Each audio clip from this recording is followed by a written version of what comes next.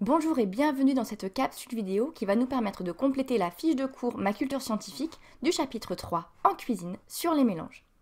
Comme d'habitude dans ces vidéos, vous aurez deux logos qui vont apparaître. D'abord le logo avec l'oreille qui signifie que vous devez écouter mes explications. Et ensuite, lorsque je vous le dis et que ce logo apparaît, vous pourrez écrire sur votre feuille ce qu'il y aura à noter. C'est parti! Donc sur la feuille Ma culture scientifique de ce chapitre, on se pose deux questions. La première, c'est la matière qui nous entoure est-elle constituée de corps purs? C'est ce qu'on a travaillé au cours notamment de la première activité documentaire sur le gâteau au chocolat. Et ce qu'on a découvert, c'est que non, la matière autour de nous est surtout constituée de mélanges, c'est-à-dire d'associations de différents constituants. Contrairement à ce qu'on pourrait penser au départ, ce qu'on voit autour de nous, ce ne sont pas des corps purs. Si on regarde avec un microscope tout petit, on se rendra compte qu'il y a plusieurs constituants dans tout ce qui nous entoure généralement. Avec une exception, notamment en cuisine, c'est le sucre blanc, qui lui est un corps pur composé à 100% d'un constituant qu'on appelle le saccharose. Mais même l'eau de votre robinet ou l'eau en bouteille, c'est un mélange, car elle contient notamment des minéraux et des ions, des nitrates, du calcium, du magnésium, etc. Vous pouvez déjà noter ces deux premières cases. Voyons maintenant la deuxième question. Que peut-il se passer quand on réalise un mélange? Trois possibilités. Ça, c'est ce qu'on a vu quand on a fait l'activité avec les trois ateliers. Vous deviez réaliser trois mélanges différents à partir de différents ingrédients qu'on trouve en cuisine.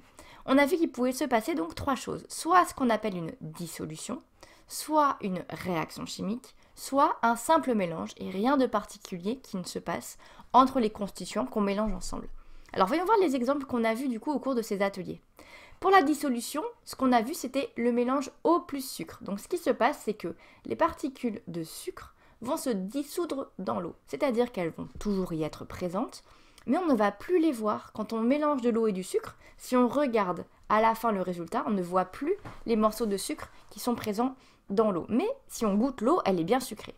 Donc les particules de sucre se sont dissous dans l'eau. C'est ça qu'on appelle une dissolution. Donc quand un solide se dissout dans un liquide.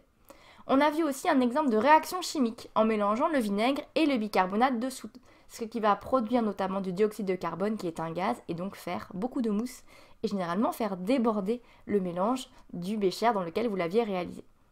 Et le dernier mélange que vous avez fait, c'était par exemple de l'huile ou du vinaigre. Vous avez aussi mis du sel dans de l'huile et là on voit qu'il ne se passe rien de spécial. Si vous mettez du sel dans de l'huile, ça ne se dissout pas, on voit toujours les particules de sel dans l'huile. Et si vous mettez de l'huile dans du vinaigre, eh bien on peut toujours distinguer l'huile et le vinaigre, ils ne se sont pas mélangés. Vous pouvez noter ces deux autres cases. Maintenant qu'on a terminé, notez bien ici sur la droite les traits en pointillés et le symbole ciseau qui vous indique que vous devez découper délicatement cette partie-là pour pouvoir la rabattre sur les réponses aux questions et pouvoir ainsi apprendre facilement les réponses à ces questions et votre leçon. Bon travail à tous et on se retrouve très bientôt en classe.